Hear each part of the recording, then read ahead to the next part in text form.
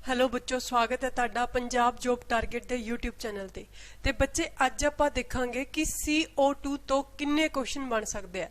CO2 तो किन्ने points बन सकते हैं। सिर्फ और सिर्फ 5 मिनट की गल है और 5 मिनटां विच आपां CO2 गैस नूं कंप्लीटली कवर कर देंगे कि CO2 दे की बेनीफिट ने, CO2 दे की नुकसान ने, सारियां दियां सारियां चीज़ां, ओहदी भैन दे बारे भी पढ़ लांगे, सारियां चीज़ां पढ़ लांगे CO2 दे बारे।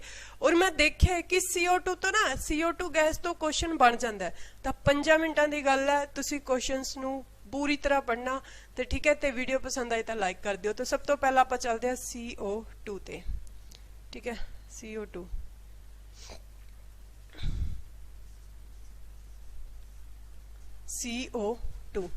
तो देखते हैं बच्चे CO2 की जे आप गल करिए तो CO2 नूं तुसीं की कहने हो, कार्बन डाइऑक्साइड गैस।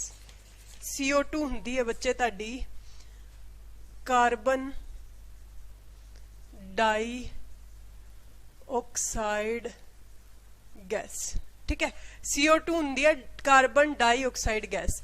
देखो कार्बन डाइऑक्साइड की गल करिए तो सब तो पहली गल तो आ सब तो गर्म गैस हुंदी है।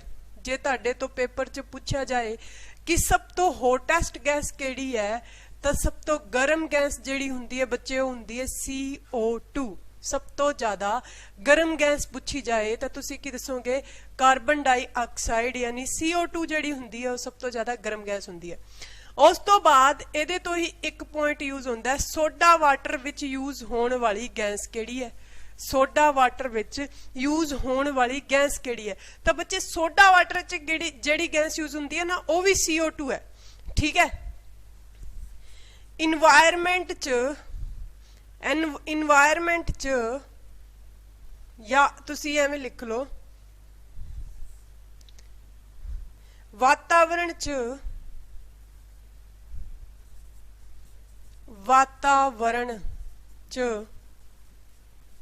टैंपरेचर नू कंट्रोल करन वाली गैस, कंट्रोल करन वाली गैस यानी जिहड़ा अपना इन्वायरमेंट हुंदा है, इन्वायरमेंट दे विच जिहड़ी टैंपरेचर नू कंट्रोल करती है गैस वो केड़ी है बच्चे, वो है CO2। क्योंकि देखो इन्वायरमेंट च सब तो ज्यादा जिहड़ी गैस पाई जाती है वो हुंदी है नाइट्रोजन। केड़ी हुंदी है? नाइट्रोजन हुंदी है। कितनी हुंदी है? 78%, ठीक है। कितनी हुंदी है? 78%। 78% नाइट्रोजन हुंदी है। ऑक्सीजन का लैवल देखिए तो ऑक्सीजन कितनी हुंदी है अपनी? ऑक्सीजन हुंदी है 21%। तो आर्गन हो गई गैस, आर्गन 0.93% हुंदी है। फिर दूजियां गैसां 0.043% हुंदी है। ते CO2 का जिहड़ा लैवल हुंदा है 0.03%। बाकी सारियां नाइट्रोजन हो गया, ऑक्सीजन हो गया, सारियां ठंडियां गैसां हुंदियां। CO2 इन्नी गर्म गैस हुंदी आ कि इन्हां दे टैंपरेचर नू बैलेंस करन दे मतलब भी CO2 ना आवे तो बहुत सारी ठंड हो जाए तो टैंपरेचर नू बैलेंस करने का काम जिहड़ी करदी है कौन करदी है? CO2। तो पूछा जाए कि इन्वायरमेंट च टैंपरेचर नू बैलेंस करने का काम केड़ी करदी है, वातावरण च टैंपरेचर नू बैलेंस करने का काम केड़ी करदी है, तो तुसी केड़ी दस दोगे? Carbon dioxide. चलो जी नैक्सट पॉइंट देखो अपने। नैक्सट पॉइंट है बच्चे तुहाडे तो पूछा जाए कि प्लांट्स जिहड़े ने केड़ी गैस नू अब्जॉर्ब करदे है, ठीक है। केड़ी गैस नू लैंदे है, अब्जॉर्ब करदे है, ठीक है। तो तुसी दस दोगे CO2 नू। केड़ी गैस अब्जॉर्ब करदे? CO2। और ऑक्सीजन आपां नू प्लांट्स तो मिलती है।